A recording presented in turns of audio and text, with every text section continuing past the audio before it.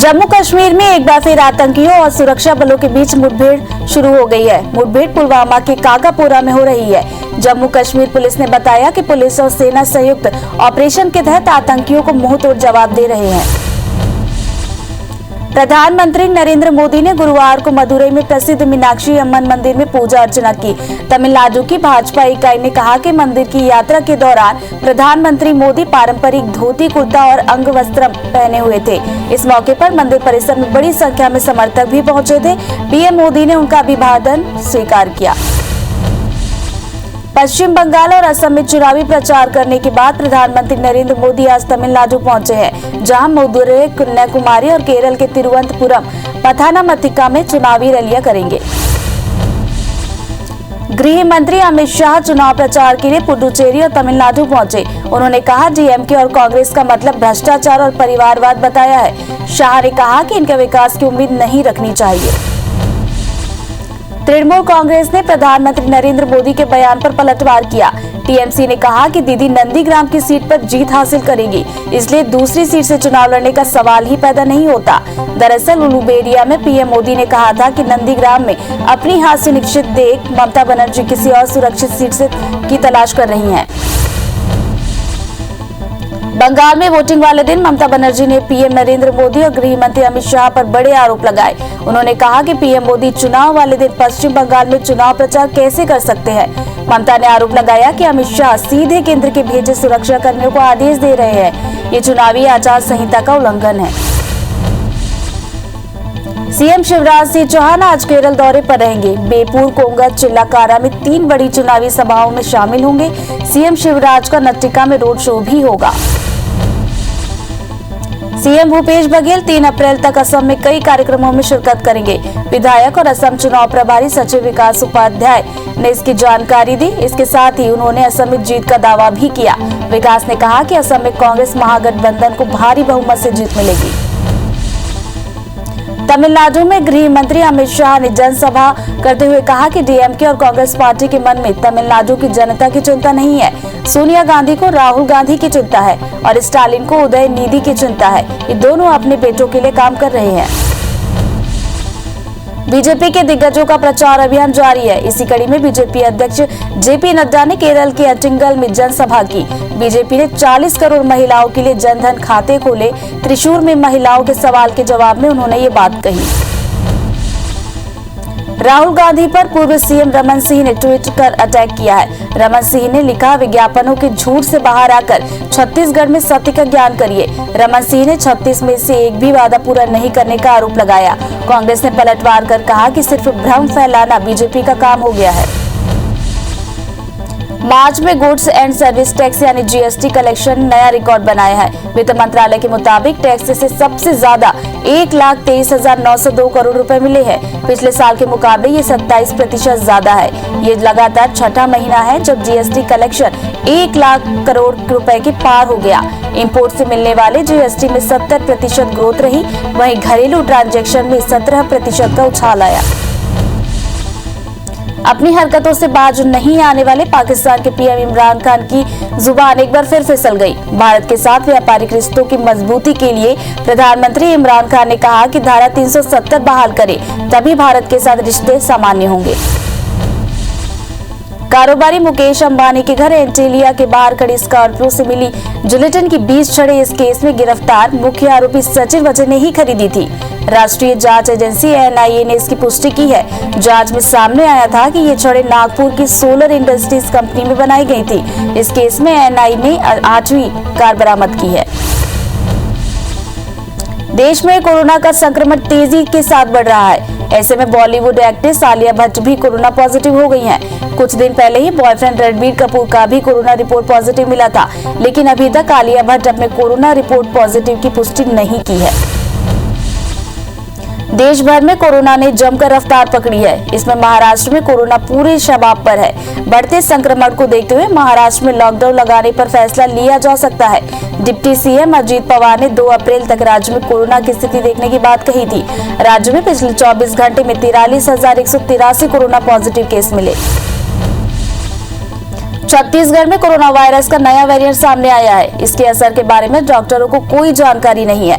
स्वास्थ्य मंत्री टीएस सिंहदेव ने बताया कि केंद्र सरकार ने पिछले दिनों छत्तीसगढ़ के 5 नमूनों में N440 नाम की नए वेरिएंट की मौजूदगी रिपोर्ट दी थी, लेकिन ये उतना घातक नहीं है। दुनिया भर में कोरोना संक्रमितों का आंकड़ा 13 करोड़ 15 लाख को पार कर गया। वहीं 28 लाख 39 हजार मरीजों की मौत हो चुकी है। दुनिया भर के 10 करोड़ 48 लाख मरीज कोरोना को हराकर स्वस्थ भी हुए। हालांकि दुनिया में 2 करोड़ 24 लाख एक्टिव मरीजों का इलाज जारी है। संक्रमण के मामलों में अमेरिका और ब्राजील के बाद भारत तीसरे नंबर पर बना हुआ है। देश में कोरोना की दूसरी लहर के बाद एक दिन में 81,398 नए मामले सामने आए। कोरोना केस 1 करोड़ 23 लाख के पार पहुंच गया। कोरोना से 468 नई मौत से अब तक 1,63,000 मरीजों की मौत हो चुकी है। वहीं संक्रमण के मामले में भारत दुनिया में तीसरे नंबर पर पहुंच गया। हालांकि देश में 24 घंटे में 50,384 मरीज ठीक भी हुए। महाराष्ट्र में 39,544 नए मामलों से कुल आंकड़ा 28,12,000 को पार कर गया। राज्य में 227 मौत से अब तक 54,649 मरीजों की मौत हुई है। वहीं एक्टिव मरीजों का आंकड़ा 3,56,000 को पार कर गया। राज्य में 24,727 मरीज स्वस्थ भी हुए। बता दें कि महाराष्ट्र में कुल 36 में से 25 जिले सबसे ज्यादा प्रभावित है। मध्य प्रदेश में 2,546 नए केस मिलने से आंकड़ा 2,98,000 को पार कर गया। राज्य में 18,057 संक्रमित मरीजों का इलाज जारी है, तो वहीं प्रदेश में 12 मरीजों की मौत से कुल आंकड़ा 3,998 पहुंच गया। वीकेंड लॉकडाउन के बीच भोपाल में 499 और इंदौर में 638 नए केस सामने आए। वहीं गाइडलाइन के पालन को लेकर प्रशासन ने सख्ती बढ़ा दी है। छत्तीसगढ़ में 4,617 नए मरीज से आंकड़ा 3,53,000 को क्रॉस कर गया। वहीं एक्टिव मरीजों का आंकड़ा 28,987 पहुंच गया है। 34 मरीजों की अब तक 4,204 लोगों की मौत हो चुकी है। 1,125 मरीजों के डिस्चार्ज होने से कुल आंकड़ा 3,20,000 को पार कर गया। रायपुर में 1,327, दुर्ग में 996 और बिलासपुर में 288 नए मरीज मिले। छत्तीसगढ़ में कोरोना के बढ़ते संक्रमण को देखते हुए लॉकडाउन को लेकर जिलों के कलेक्टर फैसला ले सकते हैं। सीएम भूपेश बघेल ने इसके निर्देश भी जारी कर दिए हैं। स्वास्थ्य मंत्री सिंहदेव और अरुण वोरा समेत कई कांग्रेस नेताओं ने कड़े फैसले की मांग की थी। रायपुर में बढ़ते संक्रमण के मद्देनजर कलेक्टर, एसएसपी और निगम आयुक्त ने औचक निरीक्षण किया। सोशल डिस्टेंसिंग और मास्क नहीं लगाने पर दुकान और पेट्रोल पंप एक दिन के लिए सील भी किए गए। उन पर 1,000 रुपए का जुर्माना भी लगाया गया। वहीं कैफे पर भी पुलिस ने दबिश दी। राजगढ़ जिला जेल में कोरोना गाइडलाइन की धज्जियां उड़ाई गई। नियमों को दरकिनार कर जेल के अंदर होली मनाई गई। वीडियो सोशल मीडिया पर वायरल होने के बाद कलेक्टर ने उप अधीक्षक से जवाब मांगा है। दमोह विधानसभा उपचुनाव का घमासान तेज हो गया है। बीजेपी प्रत्याशी राहुल सिंह लोधी को जनसंपर्क के दौरान महिला ने खरी खोटी सुना दी। इसका वीडियो भी वायरल हो गया है। कांग्रेस ने इस मौके को लपकते हुए बीजेपी को घेर दिया है। एमपी में जहरीली शराब का कहर जारी है। भिंड में 3 दिन में 5 लोगों की मौत हो गई। कांग्रेस ने जांच कमेटी बनाई है। इधर ग्वालियर के महाराजपुर इलाके में भी 2 लोगों ने दम तोड़ दिया। वहीं 4 लोगों की आंखों की रोशनी जाने की खबर है। छत्तीसगढ़ में अब पतले धान की भी नीलामी करने का फैसला लिया गया है। मंत्रिमंडलीय उप समिति की बैठक में यह फैसला लिया गया। धान नीलामी को लेकर बिडर से मिले दाम को लेकर भी चर्चा हुई है। बैठक के बाद खाद्य मंत्री अमरजीत भगत ने बताया कि सरकार अब मोटे और कॉमन धान की नीलामी कर रही थी। सरकार की पूरी कोशिश है कि 20 लाख मीट्रिक टन धान की नीलामी जल्द से जल्द हो। इसके लिए नीलामी प्रक्रिया में तेजी ला रहे हैं। वहीं अच्छे दाम में नीलाम करने के लिए सरकार बीडर से प्राप्त दामों पर चर्चा कर रही है।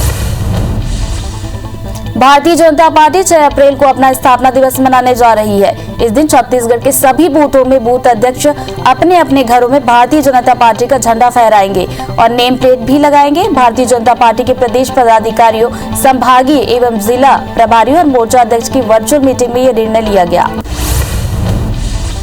भाजपा की मीटिंग में कोरोना वैक्सीन को लेकर लोगों को जागरूक करने और वैक्सीनेशन में सहयोग करने की अपील भी की गई।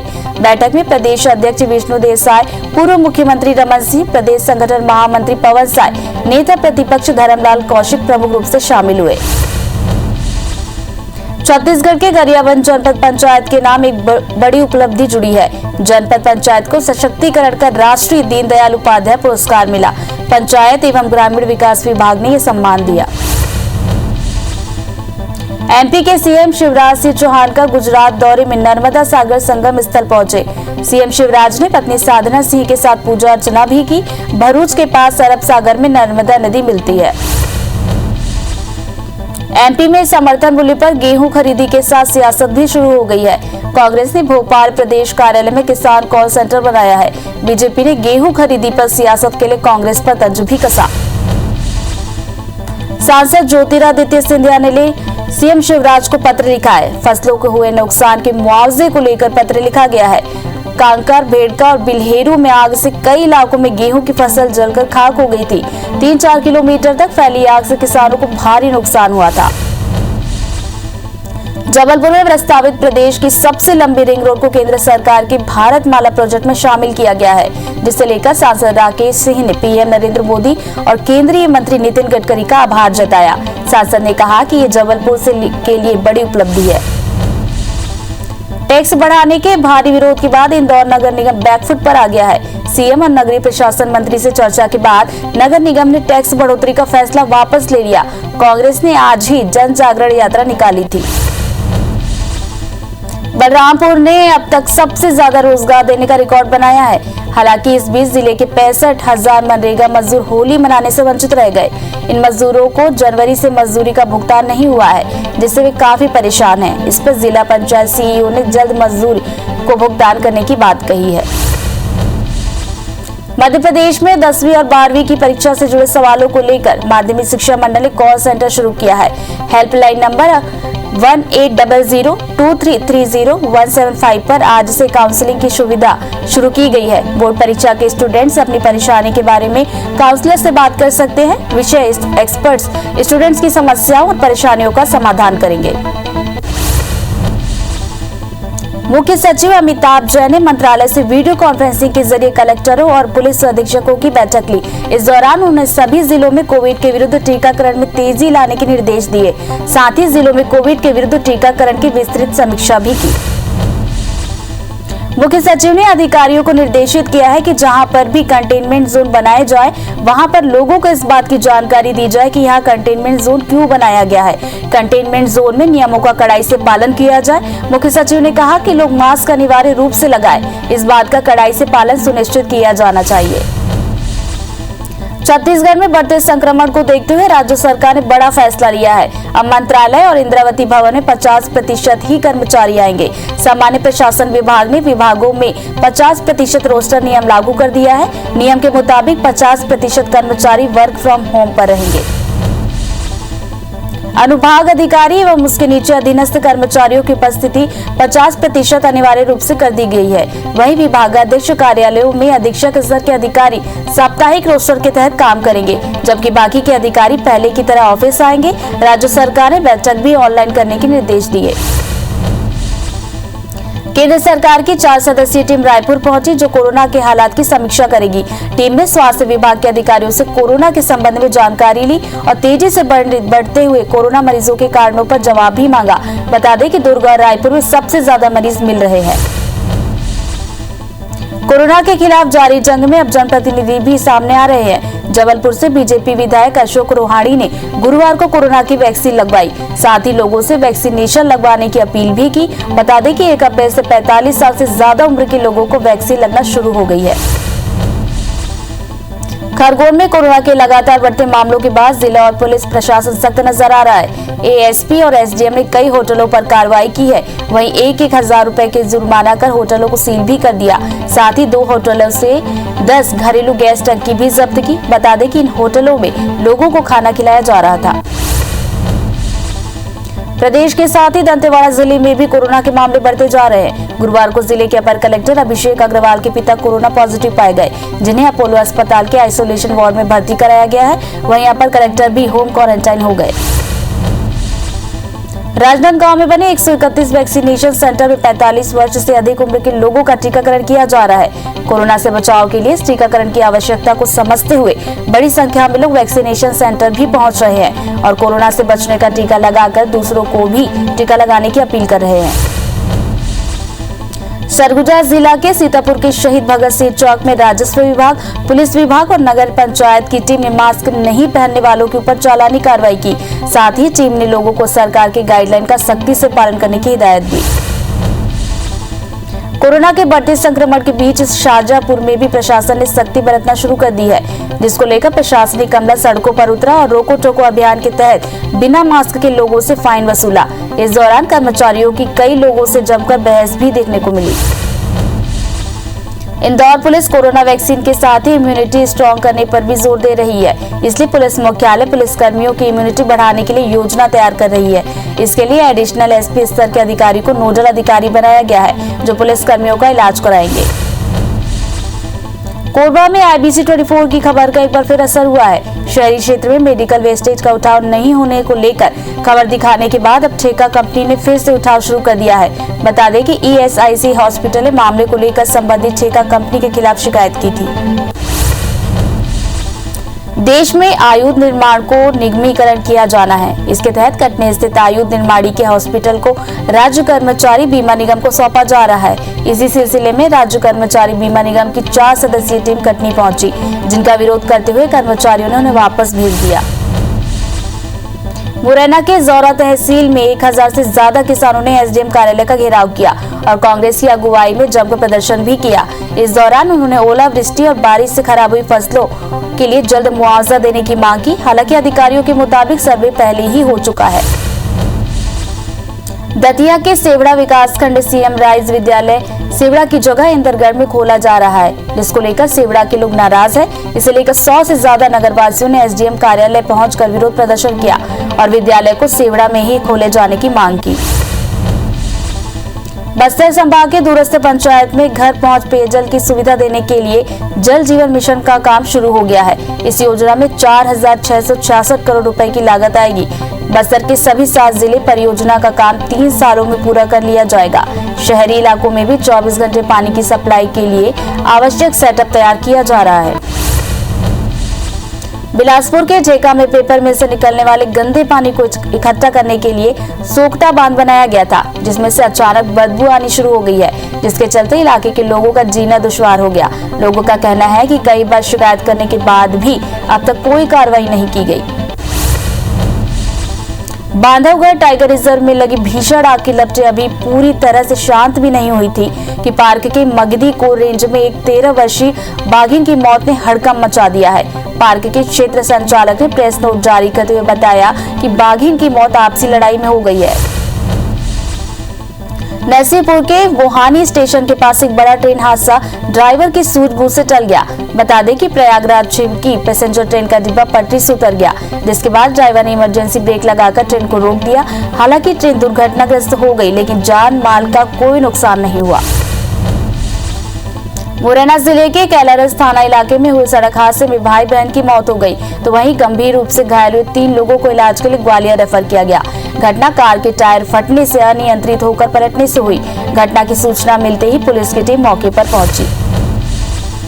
धमतरी में आए दिन सड़क हादसे हो रहे हैं, जिसे रोकने के लिए पुलिस, PWD और NH विभाग की टीम ने ब्लैक स्पॉट का निरीक्षण किया। इस दौरान पुलिस प्रशासन ने सड़क की खामियों को तत्काल दुरुस्त करने संबंधित विभाग को निर्देश भी दिए। बता दें कि टीम ने 2 ब्लैक और 5 ग्रे स्पॉट का निरीक्षण किया। सिगरौली में एक NCL कर्मचारी के घर पर दिन दहाड़े लूट की वारदात हुई। आरोपी 5 लाख से ज्यादा की नकदी और जेवर लेकर फरार हो गए। पुलिस के मुताबिक जयंत इलाके की NCL परियोजना में काम करने वाले सुदीप मेहित ड्यूटी पर गए हुए थे। इस दौरान 2 नकाबपोशों ने इस वारदात को अंजाम दिया। कवर्धा की पोंडी पुलिस ने शासकीय ट्रांसफार्मर की चोरी कर ले जाने वाले 3 युवकों को गिरफ्तार किया। तीनों आरोपी पोंडी के ही रहने वाले हैं। वाहन चेकिंग के दौरान मामले का खुलासा हुआ, जिसके बाद पुलिस ने आरोपी आजम अली, राजकमल नौरंगी और रंजीत डहीरे को गिरफ्तार कर लिया। प्रवीण सोमानी अपहरण के मास्टरमाइंड पप्पू चौधरी की रिमांड लेने रायपुर पुलिस गुजरात रवाना हो गई है। पप्पू चौधरी को गुजरात की वापी पुलिस ने अपहरण के दूसरे केस में 30 करोड़ की फिरौती लेते समय पकड़ा।